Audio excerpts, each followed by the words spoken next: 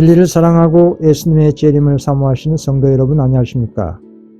아담 시대부터 오늘날 말세에 이르기까지 하나님을 믿노라는 사람들 가운데 두 계층의 신자들이 있었습니다. 아담 시대 때의 두 부류의 계층을 대표한 사람이 가인과 아벨입니다. 이 두 계층은 인간이 타락한 그때부터 그리스도께서 재림하실 때까지 존재할 의인과 악인 또는 믿는 자와 불신하는 사람을 대표하는 사람입니다. 믿지 않는다는 말은 기독교 불신자를 말하는 것이 아니라 예수님을 믿는 신자라고 공언하면서 불순종하는 사람을 말하는 것입니다. 최초의 살인자 가인을 보십시오. 가인은 하나님의 존재를 부정하는 무신론자나 또는 우상 숭배하는 이교인이 아니었습니다. 가인은 주님을 믿노라고 하면서 불순종한 자녀였습니다. 그래서 악인의 대표자가 된 것이고 불신자의 대표자가 된 것입니다. 그래서 아담 시대 때부터 가인과 아벨은 주님 오시는 그날까지 이 세상에 있을 두 부류의 사람들을 대표하는 것입니다.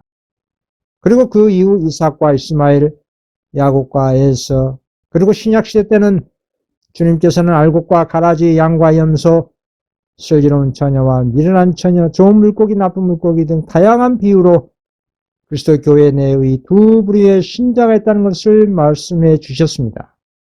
그렇다면 오늘날 우리 자신들은 각자 어떤 부류의 사람일까요? 그것은 예언과 역사의 줄기와 진리와 열매를 통해 확인이 가능합니다. 특히 주님 오시기 직전의 인류의 최후의 시험인 짐승의 표 사건 때는 짐승의 표를 받을 자와 하나님의 인침을 받을 14만 4천인은 최후의 두 부류의 사람으로 극명하게 결론지어 구분됩니다. 특히 교회의 역사적으로 아벨의 영적 후손들은 죄를 위하여 하나님께서 지정된 희생 제물을 이용하고 믿음으로 그리스도의 공로를 의지한 결과로서 하나님의 모든 계명을 순종한 열매로 증거하였습니다. 그러나 다른 한 부류는 마지막 때의 시험인 짐승표 사건을 통해 자신들의 공로를 의지한 결과로서 인간의 계명인 이를 법령으로 하나님을 헛되이 경배되므로 짐승의 표를 받을 사람들입니다. 이들은 가인의 후손들로서 증명되는 열매를 보였습니다. 창세기부터 계시록까지의 모든 하나님의 말씀은 오직 예수의 공로를 통해서만 우리의 죄가 용서받을 수 있다는 것을 강조하고 있습니다. 용서받은 증거가 하나님의 계명에 대한 순종입니다. 에베소서 1장 7절입니다. 우리는 그리스도 안에서 그의 은혜의 풍성함을 따라 그의 피로 말미암아 속량 곧 죄의 사함을 받았느니라. 그리스도의 피에 필요를 느끼지 않고 하나님의 은혜 없이 자신들의 행위로 하나님의 간합하심 받을 수 있다고 생각한 사람들은 가인과 동일한 잘못을 하고 있는 것이고 가인의 후손들이라는 것을 증거하는 것입니다. 결국 가인의 본을 따라 신앙한다면 최후의 짐승의 표 시험에서는 하나님의 계명인 제7일보다 인간의 법령인 1월 법에 더 순종하게 되는 것입니다. 그러나 오늘날 대부분 세계의 사람들은 가인의 본을 따라 예배를 드리고 있습니다. 아담 시대부터 오늘날 말세 이르기까지 선악간의 대쟁투의 초점은 하나님의 율법에 대한 순종의 문제에 관한 것이었습니다. 특히 사단은 온 우주를 통치하신 하나님의 율법을 정면으로 부정하고 천사들을 비롯해서 인간들도 하나님의 율법을 지킬 필요 없다라고 기독교 사회를 미혹했습니다. 그러나 인간으로 오신 예수님은 그 같은 사단의 기만적인 논리를 이렇게 분쇄하셨습니다. 마태복음 5장 17절에서 19절입니다. 내가 율법이나 선지자를 폐하러 온 줄로 생각하지 말라. 폐하러 온 것이 아니요 완전하게 하려 합니다. 진실로 내게 이르노니 천지가 없어지기 전에는 율법의 1.1 획도 결코 없어지지 아니하고 다 이루리라. 그러므로 누구든지 계명 중에 지극히 작은 것 하나라도 버리고 또 그같이 사람을 가르친 자는 천국에서 지극히 작다 일컬음을 받을 것이요 누구든지 이를 행하며 가르친 자는 천국에서 크다 일컬음을 받으리라. 주님께서는 당신께서 친수로 기록하신 십계명 율법을 단 하나도 변개하거나 폐지한 적이 없었습니다. 그러나 사단은 그 십계명 가운데 네 번째 계명인 창조 기념일 제7일을 오늘날 첫째 날 일요일로 대절시켜 기독교 사회와 세상을 완전히 미혹하고 말았습니다. 하나님의 율법 중에 한 개라도 무시하면서 하나님의 은총을 받을 권리가 있다고 주장하는 세력들은 각 시대에 항상 있었습니다. 그러나 성경이 이 문제에 대해서 무엇이라고 했습니까? 행함으로 믿음이 온전케 되었고 순종의 행위가 없는 믿음은 죽은 것이라고 선언합니다. 야고보서 2장 10절 누구든지 온 율법을 지키다가 그 하나를 범하면 모두 범한 자가 되나니 라고 했습니다. 하나님 안오라 공언하면서 그의 계명을 지키지 아니한 자는 거짓말을 하는 자요 진리가 그 속에 있지 아니하다고 했습니다. 그래서 아담 시대부터 오늘날까지 하나님의 계명을 믿음을 순종하는 자와 믿음만 강조하고 계명을 불순종하는 두 계층만이 있게 되는 것입니다. 하나님의 자녀된 그 증거는 오직 하나님의 계명을 믿음으로 순종하는 것이고 구분되는 것입니다. 각 계층은 살아계신 하나님의 친수로 기록된 계명의 순종함으로 인침을 받든지 아니면 인간의 계명에 순종함으로 짐승의 표나 그 우상으로 인쳐지게 될 것을 성경은 예언합니다. 계시록 13장 15, 16절입니다. 그가 권세를 받아 그 짐승의 우상에게 생기를 주어 그 짐승의 우상으로 말하게 하고 또 짐승의 우상에게 경배하지 아니한 자는 몇이든지 다 죽이게 하더라. 결국 고의적으로 하나님의 계명인 제7일을 무시하고 인간이 만든 일요일에 경배를 드린다면 그것은 짐승의 정신과 행동에 동참하는 것으로 간주됩니다. 그로 인해서 짐승의 표를 받는다고 정죄하는 것입니다. 그러나 세상의 모든 사람이 짐승의 표를 받을지라도 극소수의 사람만이 하나님의 계명을 지킬 것을 성경은 또한 예언하고 있습니다. 성경은 그들을 여자의 남은 자손이라고 부르고 있습니다. 계시록 12장 17절입니다. 용이 여자에게 분노하여 돌아가서 그 여자의 남은 자손 곧 하나님의 계명을 지키며 예수의 증거를 가진 자들과 더불어 싸우려고 바다 모래 위에 서 있더라. 이 적은 무리들은 마지막 때의 아벨의 후손이요 아브라함의 믿음을 가진 야곱의 후손이라고 하는 것입니다. 이들은 어린 양이 어디로 인도하든지 따라가는 그리스도의 최종적인 말세 시대의 남은 교회인 14만 4천입니다. 계시록 14장 3절에서 5절입니다. 그들이 보좌 앞과 내 생물과 장로들 앞에서 새 노래를 부르니 땅에서 속량함을 받은 14만 4천 밖에는 능히 이 노래를 배울 자가 없더라. 이 사람들은 여자와 더불어 더럽히지 아니하고 순결한 자라. 어린 양이 어디로 인도하든지 따라가는 자며 사람 가운데서 속량함을 받아 처음 익은 열매로 하나님과 어린 양에게 속한 자들이니 그 입에 거짓말이 없고 흠이 없는 자들이더라. 믿음과 불신과의 선악간의 큰 싸움에는 모든 그리스도교 사회와 세상이 다 포함되는 것입니다. 지구촌에 살고 있는 모든 사람은 어느 한편에 가담될 것입니다. 어떤 사람들은 어느 편에도 싸움에 가담되지 않고 중립을 지키는 경우도 있을 것입니다. 그러나 중간지대에 있는 사람들은 진리를 대적하는 편에 가담되지 않은 것처럼 보일 수도 있습니다.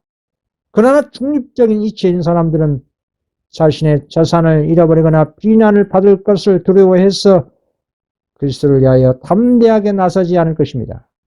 결국 그런 사람들은 그리스도를 대적하는 자로 하나님께서는 간주하시는 것입니다.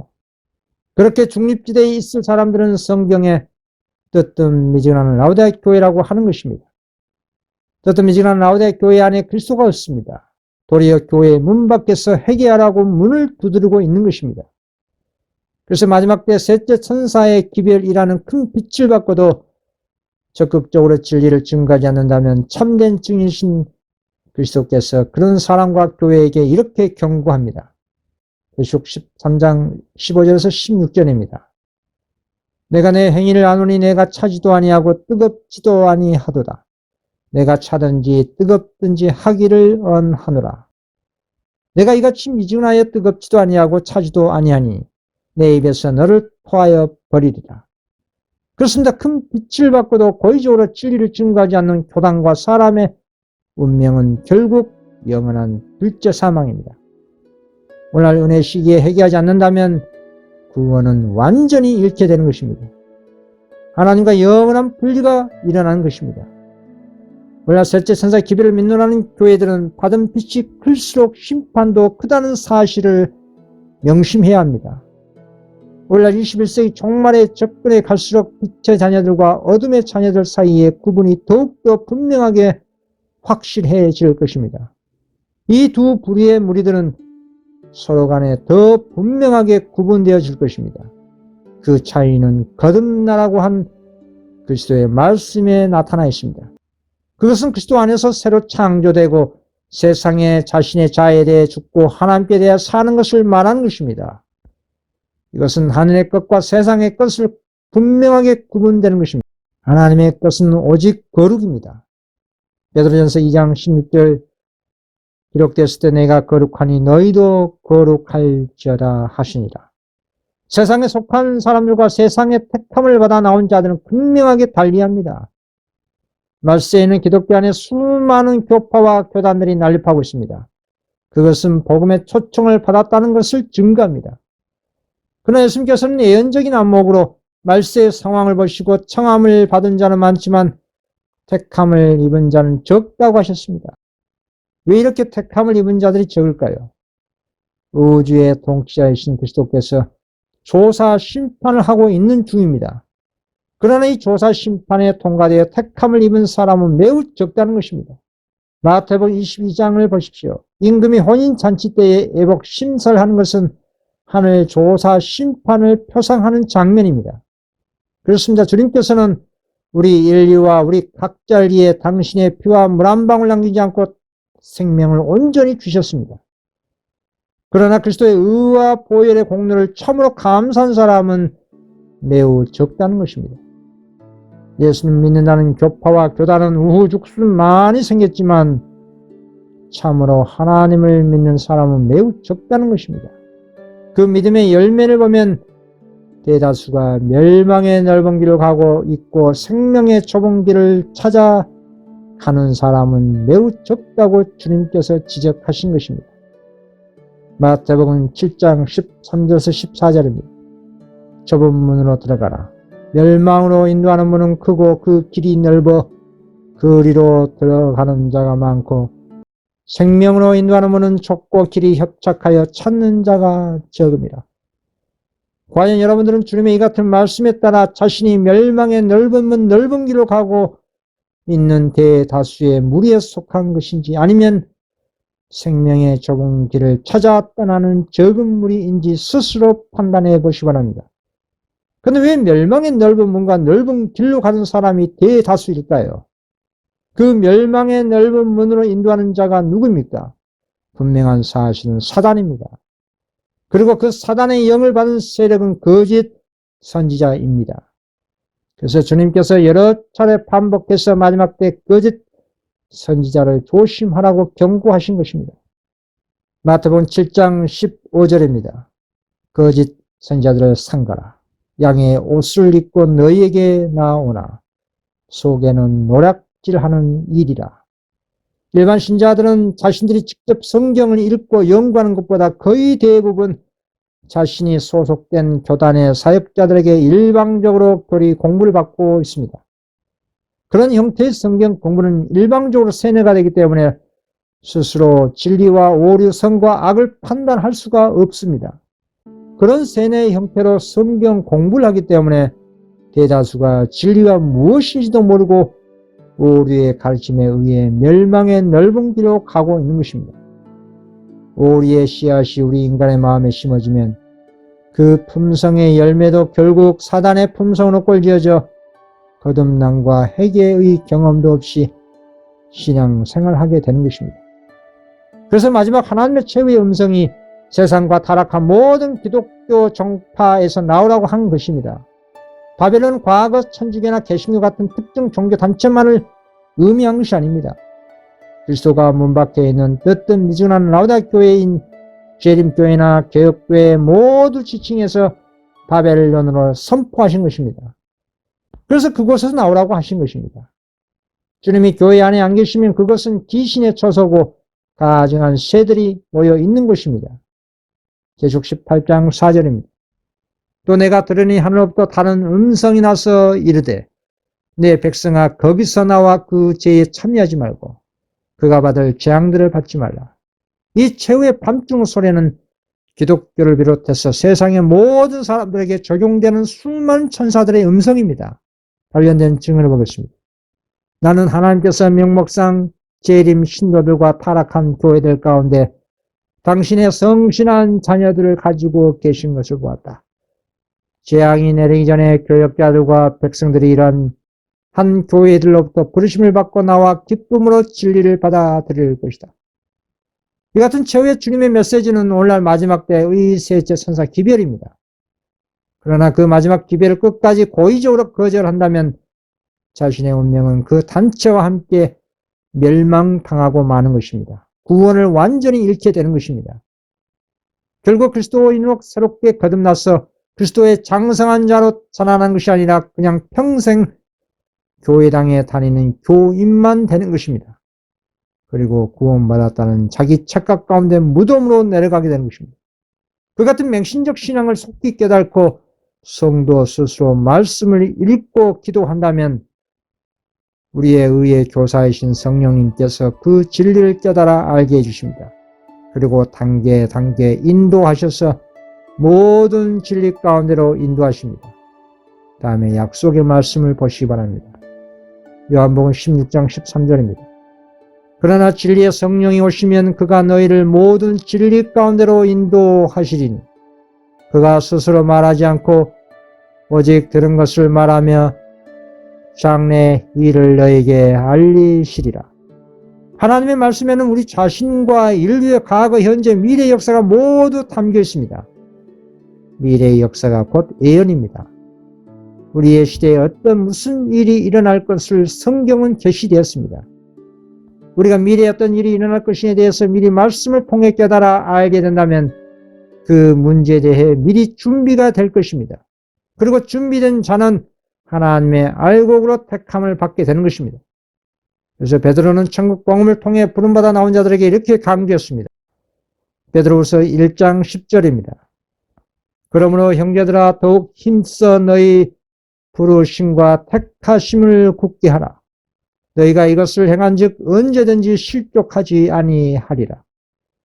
마지막 때 천국 복음은 계시록 14장의 셋째 천사 기별입니다. 이 마지막 기별에 창세기에서 계시록까지 모든 진리들이 함축되어 있습니다. 계시록 14장의 셋째 천사의 기별의 핵심은 짐승의 표를 받지 말라는 것입니다. 그 셋째 천사의 기별에 대한 태도 여부에 따라서 모든 사람들의 운명이 결정됩니다. 그리고 이 마지막 기별로서 자신이 아벨, 아브라함은 야곱의 후손인지 판단할 수가 있습니다. 옛날에 우리 믿음의 조상들은 하나님의 섭리에 의해서 생명의 좁은 길로 찾아갔습니다. 생명의 좁은 길을 찾아 떠난 대표적인 인물이 모세입니다. 히브리서 11장 24절에서 27절입니다. 믿음으로 모세는 장성하여 바로의 공주의 아들이라 칭함 받기를 거절하고 도리 하나님의 백성과 함께 고난받기를 잠시 제약의 낙을 누리는 것보다 더 좋아하고 그리스도를 위하여 받은 수모를 애굽의 모든 보화보다 더 큰 재물로 여겼으니 이는 상 주심을 바라봅니다. 믿음으로 애굽을 떠나 왕의 노함을 무서워하지 아니하고 곧 보이지 아니한 자를 보는 것 같이 하여 참았습니다. 그렇습니다. 모세는 세상 사람들이 좋아하고 선망한 그 부와 명예와 권세를 모두 스스로 포기하고 도리어 하나님의 백성과 함께 고난받기를 잠시 제약의 낙을 누리는 것보다 더 좋아했다고 했습니다. 그리스도를 위하여 받은 수모를 애굽의 모든 보화보다 더 큰 재물로 여겼습니다. 그리고 최후의 보상의 날에 상 주시는 그리스도를 믿음으로 바라보았다고 한 것입니다. 이것이 생명의 좁은 길입니다. 세상이 좋아하는 부와 명예와 권력이라는 이 멸망의 넓은 길을 선택하지 않고 예수님께서 말씀하신 좁은 길을 찾아간 것입니다. 결국 모세는 어떻게 됐을까요? 그가 비록 생전에는 젖과 꿀이 흐르는 가나안에 입성을 못했지만 죽은 지 얼마 안 되어 하나님께서는 모세를 생명의 부활로 일으켜 하늘 가나안으로 데리고 가신 것입니다. 인간이 가질 수 있는 최고의 영광을 하나님께로부터 받은 것입니다. 그리고 세월이 지난 후 모세와 엘리야는 십자가의 고난의 길을 가시는 예수님에게 힘과 용기를 주기 위해서 변화산에 나타나도록 축복을 받았습니다. 모세는 믿음 안에서 죽은 의인들의 생명의 부활로 일어날 성도들을 대표합니다. 그리고 엘리야는 단 한 번도 죽지 않고 승천할 성도들을 대표하는 사람이 되었습니다. 엘리야는 단 한 번도 죽지 않고 승천한 하나님의 사람이었습니다. 에녹도 죽지 않고 승천한 사람입니다. 왕하 2장 11절입니다. 두 사람이 길을 가며 말하더니 불수레와 불말들이 두 사람을 갈라놓고 엘리야가 회오리 바람으로 하늘로 올라가더라. 주님께서는 왜 엘리야 죽음을 허락하지 않고 승천시킨 것일까요? 그 이유는 이렇습니다. 엘리야는 예수님이 재림하실 때 지상에 살아있어 죽음을 맛보지 않고 마지막 나팔에 순식간에 홀연히 다 변화할 성도들을 예표하냈습니다. 주님 오시기 직전에는 이 지구촌에 엄청난 대재앙이 있습니다. 그것이 계시록 16장의 7재앙입니다. 오늘날 7재앙의 전조가 기후위기라는 표현으로 불리고 있습니다. 인간의 경제 논리로 자연을 파괴한 그 결과가 환경재앙으로 인간에게 돌아온 재앙이 7재앙입니다. 공기가 오염되어 사람이 호흡할 수 없을 정도의 상태가 7재앙입니다.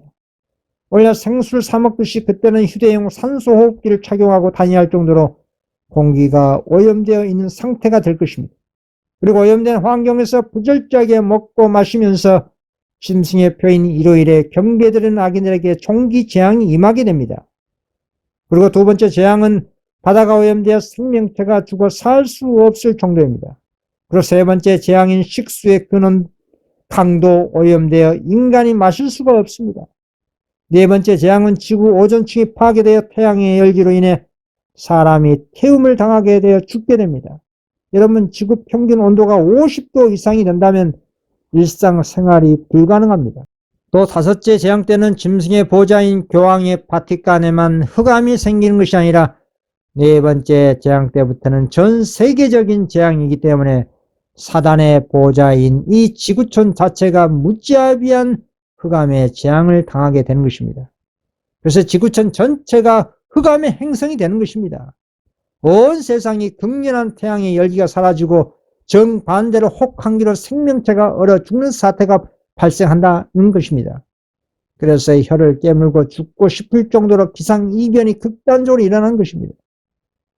그리고 종기재앙에 이어 계속 새로운 재앙들이 첨가되어 일어나는 7재앙으로 인해 아픈 것과 종기로 말미암아 악인들은 회개하지 않고 하늘의 하나님을 비방한다고 했습니다. 계시록 16장 10절 11절입니다. 또 다섯째 천사가 그 대접을 짐승의 왕자에 쏘더니 그 나라가 곧 어두워지며 사람들이 아파서 자기 혀를 깨물고 아픈 것과 종기로 말미암아 하늘의 하나님을 비방하고 그들의 행위를 회개하지 아니하더라. 그리고 여섯째 재앙 때는 온 세상이 전쟁의 정신으로 분기탱전되어 서로 간에 죽이고 죽는 아수라장이 되는 것입니다. 계시록 16장 13, 14절입니다. 또 내가 봄에 개구리 같은 새 더러운 영이 용의 입과 짐승의 입과 거짓 선지자 입에서 나오니 그들은 귀신의 영이라 이적을 행하여 온 천하 왕들에게 가서 하나님 곧 전능하신 이의 큰 나라에 있을 전쟁을 위하여 그들을 모으더라. 개구리 같은 삼중연합 세력인 교황권과 개신교 세력 그리고 이교 불신 세력들이 하나가 되어 하늘의 왕이신 그리스도를 대적하기에 아마겟돈 전쟁이 일어나는 그런 현장이 되는 것입니다. 한마디로 이 지구 행성은 성령이 떠난 행성이기 때문에 온 세상이 무정부 상태가 되어 전쟁 마당이 되는 것입니다. 이 같은 성령이 떠난 생지옥 같은 그런 극한의 상황에서 과연 의인들의 마음에 어떤 생각이 들까요? 희망이 있을까요?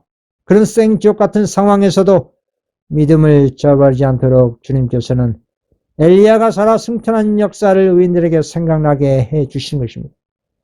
과연 엘리야가 이세벨의 복수를 피하기 위해서 도망하다가 죽고자 할 때에 주님의 천사가 나타나 물과 떡을 주는 장면과 살아 승천시킨 하나님의 역사를 생각나므로 그 야곱의 환란을 믿음으로 이겨내는 것입니다.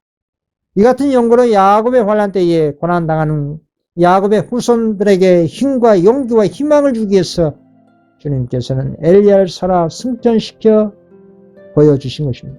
이 같은 연고로 야곱의 환난 때에 고난당하는 야곱의 후손들에게 힘과 용기와 희망을 주기 위해서 주님께서는 엘리야를 살아 승천시킨 것입니다. 질재앙의 상황에서는 하나님의 인침받은 성도들은 죽지 않습니다. 천사들의 특별한 보호 아래 물과 양식을 공급받습니다. 악인들이 총칼로 죽이려고 의인들을 향해 달려들려고 할 때에 그 총칼은 지푸라기처럼 힘없이 떨어지게 되는 것입니다. 그 이유는 하나님의 천사가 의인을 보호하고 있기 때문에 악인들의 총칼은 무기력하게 되는 것입니다. 그래서 세상 역사의 종말에 썩을 몸이 썩지 아니할 몸으로 변화되어 죽음을 보지 않고 하늘로 승천할 사람들에 대해서 이렇게 바울 사도는 증언합니다. 데살로니가전서 4장 15절에서 17절입니다. 우리가 주의 말씀으로 너에게 이것을 말하노니 주께서 강림하실 때까지 우리 살아남아 있는 자도 자는 자보다 결코 앞서지 못하리라. 주께서 호령과 천사장의 소리와 하나님의 나팔 소리로 친히 하늘로부터 강림하시리니 그리스도 안에서 죽은 자들이 먼저 일어나고 그 후에 우리 살아남은 자들도 그들과 함께 구름 속으로 끌어올려 공중에서 주를 영접하게 하시리니 그리하여 우리가 항상 주와 함께 있으리라. 그러나 천사들이 의인들의 생명을 지켜준다고 하지만 정신적 고통은 악인들과 비교도 안 될 정도로 혹독하게 당합니다. 그 정신적 고통을 야곱의 환난이라고 하는 것입니다. 예레미야 3장 7절 슬프다 그날이여 그와 같이 엄청난 날이 없으리라. 그 날은 야곱의 환난의 때가 되리로다. 그러나 그가 환난에서 구하여 냄을 얻으리로다. 그렇습니다. 야곱의 환난은 의인들에게 슬픈 날입니다.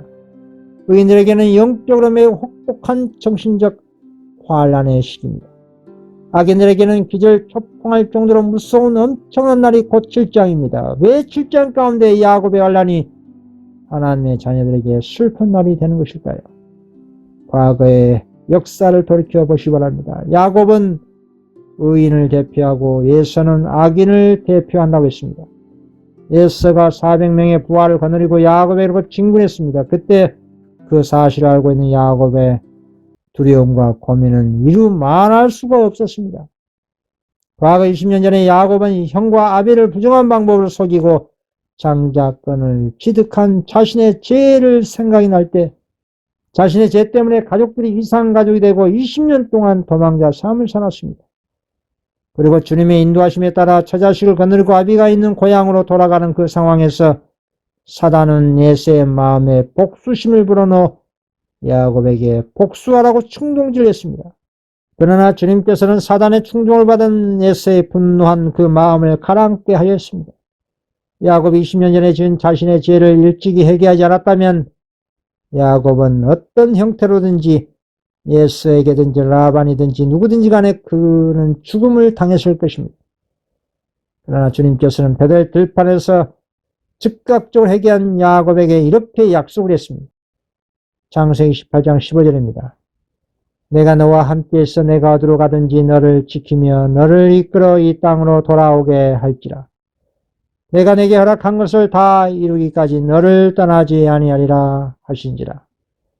주님께서는 야곱이 어디로 가든지 지키며 이끌어 이 땅으로 다시 돌아오게 하고 당신께서 야곱을 통해 이루기까지 떠나지 않고 함께 하신다는 이 놀라운 약속이 주어진 것입니다. 야곱은 20년 동안 주님의 약속을 항상 마음에 품고 살았습니다. 이것이 야곱이 주님을 믿음으로 말미암아 의롭다 칭함받는 비결이고 오늘날 야곱의 후손들이 교훈받을 믿음의 의인 것입니다.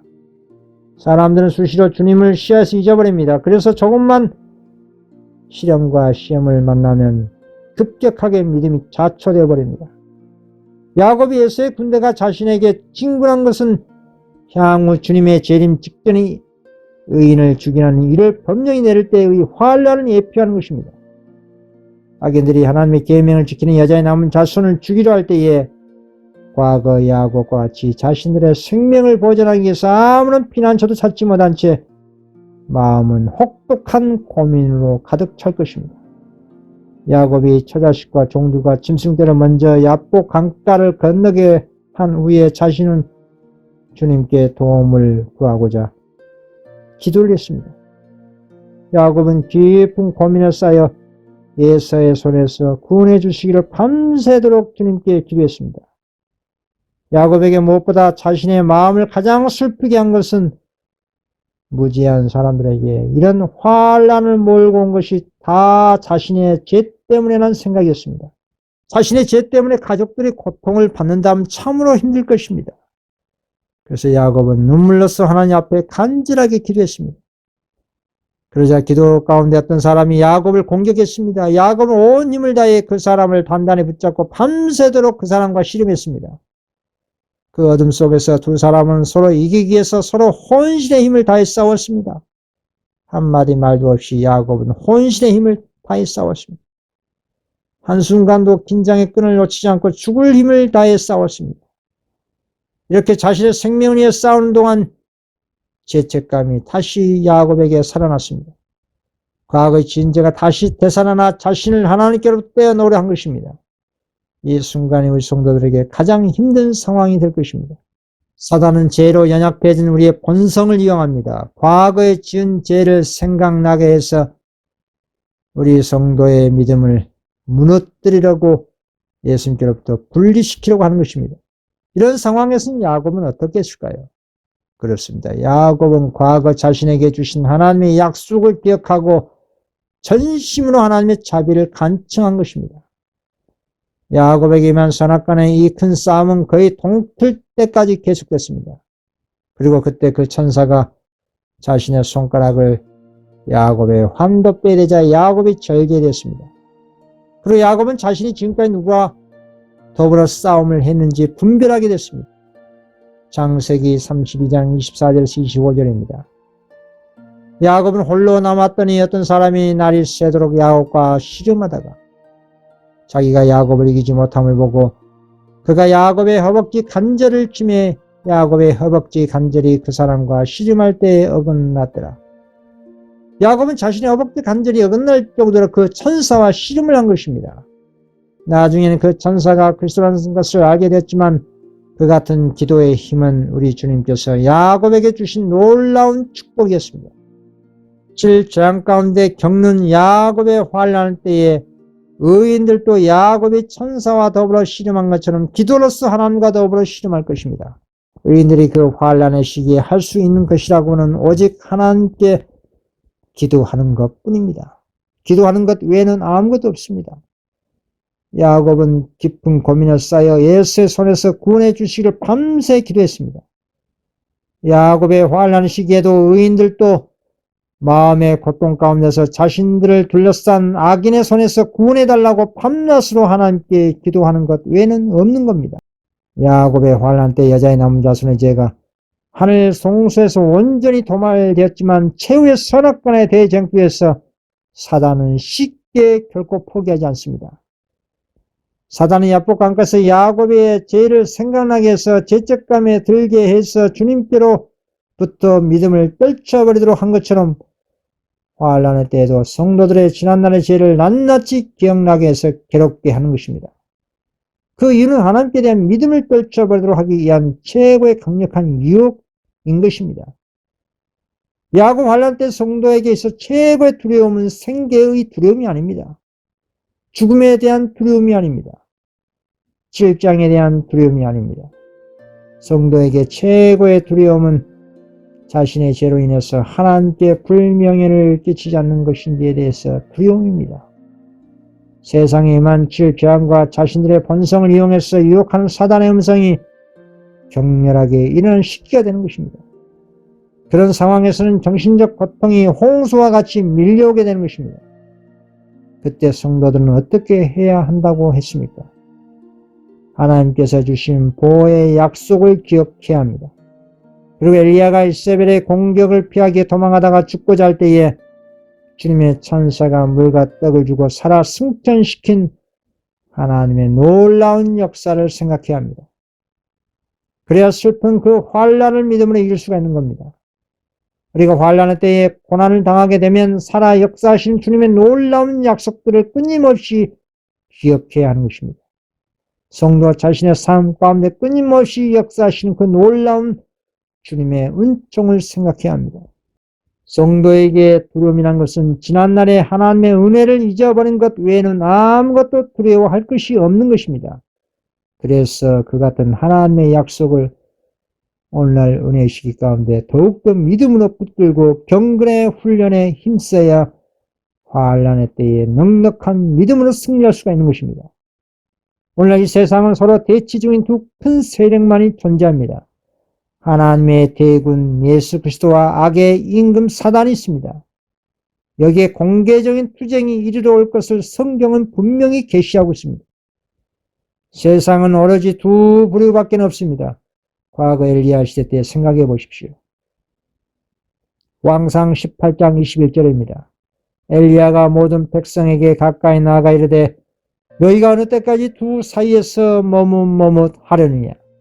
여호와가 만일 하나님이면 그를 쫓고 바알이 만일 하나님이면 그를 쫓을지라. 하니 백성이 한 말도 대답지 아니하는지라. 모든 인류는 바알의 깃발 아래 서든지 아니면 예수 그리스도 깃발 아래 서든지 두 깃발 중 어느 하나 아래 서게 될 것입니다. 중간 지대는 없습니다. 차든지 뜨겁든지 참으로 믿든지 참으로 안 믿든지 우리의 신앙의 정신과 마음과 행동은 분명히 해야 합니다. 어정쩡한 뜨뜻미진한 태도의 신앙은 확실한 멸망입니다. 이 세상에는 오직 두 부류밖에 없습니다. 여호와가 하나님이면 그를 쫓고 바알이 하나님이면 바알 편에 서야 하는 것입니다. 오늘날 이 말세시대에 사단은 자신의 애곡되고 기만적인 세력으로 역사합니다. 광명한 천사로 가장해서 세상과 기독교를 속인다는 뜻입니다.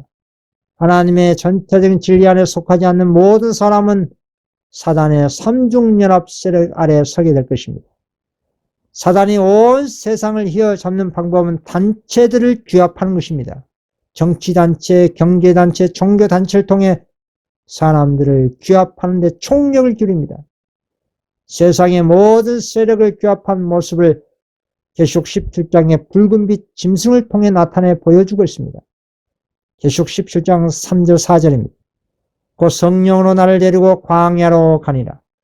내가 보니 여자가 붉은 빛 짐승을 탔는데 그 짐승의 몸에 하나님을 모독하는 이름들이 가득하고 7머리와 10뿔이 있으며 그 여자는 자줏빛과 붉은빛 옷을 입고 금과 보석과 진주로 꾸미고 손에 큰 금잔을 가졌는데 가증한 물건과 그의 음행에 더러운 것들이 가득하더라. 붉은빛 짐승은 삼중연합 세력 아래 세상의 모든 악의 총집합체입니다. 지구 행성 안에 있는 정치, 종교, 경제, 이교, 불신 모든 세력들을 말하는 것입니다. 그리고 이 붉은빛 짐승을 타고 조종하는 이 음녀는 교황권입니다. 그리고 이 교황권의 뒤에는 사단이 역사하고 있는 겁니다. 성경은 이런 붉은빛 짐승이 어떻게 될 것을 또 예언하고 있습니까? 계시록 17장 16절입니다. 내가 본 바 이 10뿔과 짐승은 음녀를 미워하여 망하게 하고 벌거벗게 하고 그의 살을 먹고 불로 아주 살리라. 결국 붉은빛 짐승과 음녀는 서로 싸우다가 함께 공멸하게 됩니다. 이 붉은빛 짐승의 연합체인 바벨론의 그 구성을 보십시오. 계시록 18장 2절입니다. 힘찬 음성으로 외쳐 이르되 무너졌도다 무너졌도다 큰 성 바벨론이여 귀신의 처소와 각종 더러운 영이 모이는 곳과 각종 더럽고 가증한 새들이 모이는 곳이 되었도다. 큰 성 바벨론은 종교단체인 하나님을 믿노라는 기독교가 주님 보시기에 바벨론이 되었다는 선포입니다. 귀신의 처소와 각종 더러운 영이 모이는 곳과 각종 더럽고 가증한 새들이 모이는 곳이 오늘날의 기독교입니다. 과거 유대 교회에서부터 중세시대 천주교 가톨릭 그리고 말세의 모든 기독교계의 부패와 타락상은 그 누구도 부정하지 못할 정도로 심각하다는 것을 오늘날 이방인들도 다 아는 사실입니다. 계시록 18장 3절입니다. 그 명의 진노의 포도주로 말미암아 만국이 무너졌으며 또 땅의 왕들이 그와 더불어 음행하였으며 땅의 상인들도 그 사치의 세력으로 치부하였도다. 땅의 왕들이란 정치 단체들을 의미합니다. 이 세상 나라들을 의미합니다. 땅의 상인들은 경제 세력들을 의미합니다. 정치, 경제, 종교 단체들이 다 교황권의 음행의 포도주인 거짓된 교훈으로 정신이 부패하고 타락했다고 선언한 것입니다. 정신이 부패되면 그 행위의 열매로 증거되는 것입니다. 이렇게 온 세상이 바벨론의 거짓된 교리와 교훈으로 멸망의 기차 안으로 들어가 있는 것입니다. 관련 증언을 보겠습니다. 번개처럼 빨리 달리는 한 기차가 내 앞에 나타났다. 천사가 나에게 유심히 살펴보라고 명했다. 나는 눈을 그 기차에 고착시켰다. 마치 한 사람도 남김없이 온 세상 사람들이 모두 그 기차 안에 타고 있는 것처럼 보였다. 천사가 그들은 불태우기 위하여 묶어놓은 판이다 라고 말했다.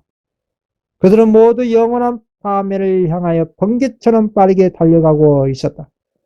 온 인류를 멸망의 기차 안에 태워 번개처럼 빠르게 멸망의 혁보로 달려가는 운전자가 있습니다. 그 운전자는 사단입니다. 그러나 이 거대한 멸망의 기차를 타지 않은 적은 무리가 있습니다. 나는 천사에게 남은 자는 하나도 없느냐고 물었다. 그는 나에게 반대 방향을 보라고 명했다. 나는 거기서 좁은 길을 여행하고 있는 소수의 무리를 보았다. 저들은 모두 진리로 굳게 뭉쳐진 단처럼 혹은 무리처럼 보였다. 천사는 셋째 천사가 저들을 창고에 들이기 위하여 묶고 인치고 있다고 말했다. 그들은 마치 큰 고난과 극심한 환난을 겪은 사람들처럼 몹시 지쳐 있는 것 같았다. 그러나 그들의 얼굴은 마치 비온 뒤에 비친 햇빛처럼 빛나고 있었는데 그것은 그들이 멀지 않아 얻게 될 승리를 바라보고 있었기 때문이었다.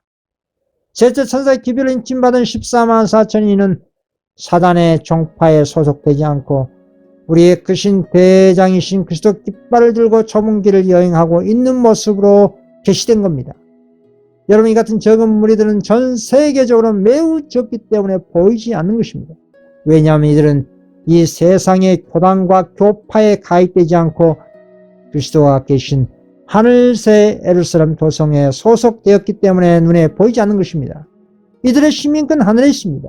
이 적은 무리들은 오직 좁은 길만 찾아 여행하는 최종적인 하나님의 남은 자손들입니다. 여자의 남은 자손들입니다. 오늘날 은혜 시기에 우리의 신앙 태도는 분명하게 해야 할 것입니다. 오늘날 말세에 오직 두 계층밖에 없다고 했습니다. 중간지대는 없다고 했습니다.